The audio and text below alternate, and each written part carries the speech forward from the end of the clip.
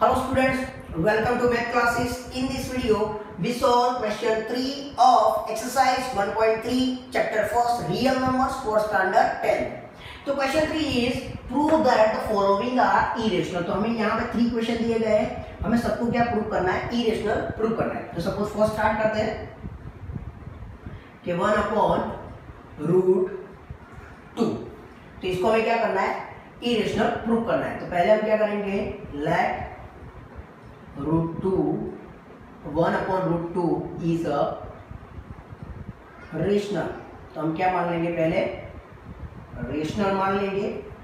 therefore 1/√2 is equal to हम क्या लिख देंगे? a/b.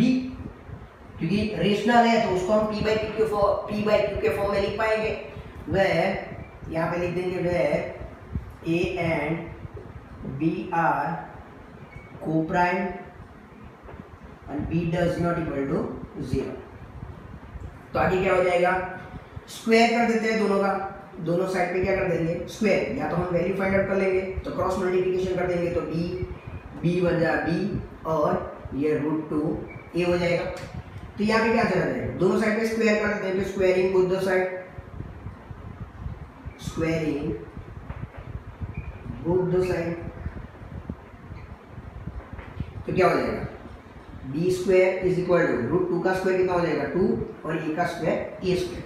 तो यहाँ पे ये 2 b स्क्वायर है, उसके दो फैक्टर मिलके हमें 2 और a स्क्वायर. तो यहाँ पे हम ऐसा लिख सकते हैं कि b square is divided by 2.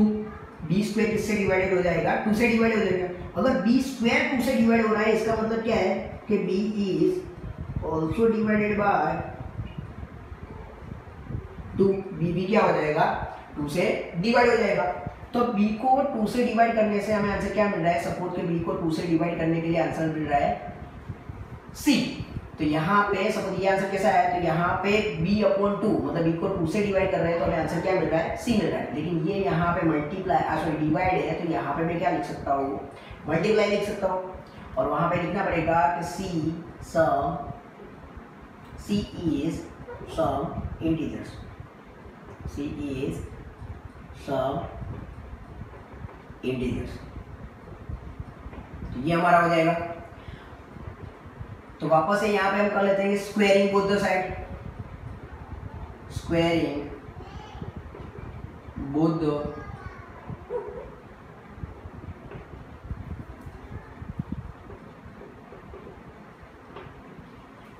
तो b स्क्वायर हो जाएगा. 2 का स्क्वायर कितना हो जाएगा? 4. c का स्क्वायर c स्क्वायर. अब ये b स्क्वायर है तो b स्क्वायर की वैल्यू क्या मिली हुई है? 2a square. तो यहाँ पे लिख सकता हूँ उसकी जगह पे तो 2a square is equal to 4c square. Therefore ये 2 से ये कट हो गया, 2 आ जाएगा तो a square is equal to 2c square. तो यहाँ पे a स्क्वायर के दो फैक्टर मिल गए 2 and multiply by c square. तो यहाँ पे हम लिख सकते हैं कि a square is divided by 2. अगर a स्क्वायर को 2 से डिवाइड कर पाएंगे तो a को भी क्या कर पाएंगे? a is also divided by 2. तो यहाँ पे a भी 2 से डिवाइड हो रहा है, b भी 2 से डिवाइड हो रहा है. मतलब a and b having common factor 2. दोनों के पास कॉमन फैक्टर क्या है? 2 है. लेकिन हमने यहाँ पे लिया कि दोनों क्या है? को-प्राइम है. को-प्राइम मतलब a और b के बीच में, मतलब उनके पास सिर्फ 1 के अलावा कोई दूसरा कॉमन फैक्टर नहीं है. तो को-प्राइम का मतलब ये होता है. लेकिन यहाँ पे तो 1 के अलावा दूसरा भी मिल रहा है. यहाँ पे कौन सा मिल रहा है? 2 मिल रहा है. इसका मतलब क्या हुआ? बट हमने यहाँ पे क्या लिया हुआ है? But a and b are coprime. लेकिन a और b तो क्या है? को-प्राइम है. लेकिन यहाँ पे तो उनके पास कॉमन फैक्टर है. मतलब हमारा क्या हो गया? तो दिस इज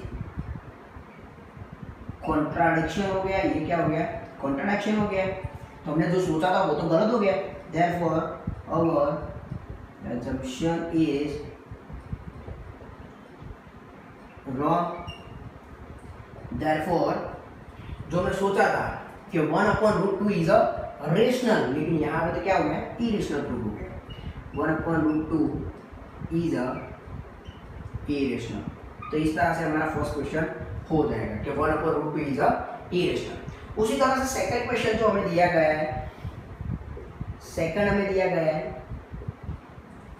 7√5। तो पहले तो हम क्या करेंगे कि लेट कर देंगे कि लेट 7√5 इज अ रेशनल।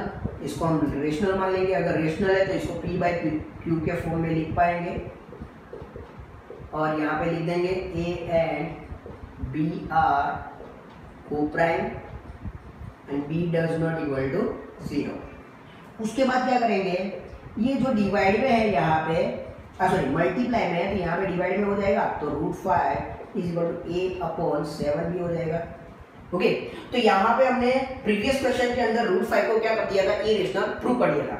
लेकिन मैंने वहां पे आपको बताया हुआ है कि जब भी क्वेश्चन में सिर्फ अकेला ऐसा दिया हो कि prove that 7√5 is a irrational, सिर्फ इतना ही दिया हो तो आपको √5 को वापस से इरेशनल प्रूव करना पड़ेगा। लेकिन आपको पहले से ही बता दिया है कि √5 is a irrational and then prove that कि 7√5 इज अ इरेशनल। तो वहां पे आपको यहां से क्या हो जाएगा आंसर कि √5 क्या है, इरेशनल है, इरेशनल है। सॉरी यहाँ पे लिख देते हैं कि √5 is a irrational, therefore a/7b is also irrational।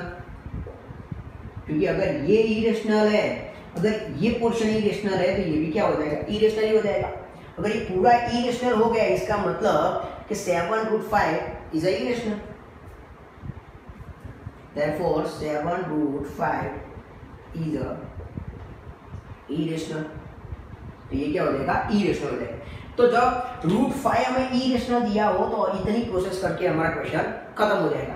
लेकिन अगर यहाँ पे प्रॉपर इंफॉर्मेशन नहीं दी गई है, हमें सिर्फ यही बोला है कि prove that 7√5 is a irrational, तो हमें √5 की जैसे हमने फर्स्ट क्वेश्चन में किया, सेकंड क्वेश्चन में किया, उस तरह से √5 की पूरी प्रोसेस बतानी पड़ेगी। तो √5 की क्या पूरी प्रोसेस है कि √5 को किस तरह से इरेशनल प्रूव करना है, तो पूरी प्रोसेस जो भी मेथड है मैंने क्वेश्चन फर्स्ट के अंदर बता दी है, तो आप वहां से सीख लेना। तो क्वेश्चन 3 आपको मैं होमवर्क में दे रहा हूँ, आपको अच्छी तरह से समझना है, इसी पैटर्न से इसका आंसर लाना है। आई होप कि आपको ये क्वेश्चन अच्छी तरह से समझ में आ गया होगा। अगर कोई डाउट है तो आप मुझे कमेंट में बता सकते हो। Thank you.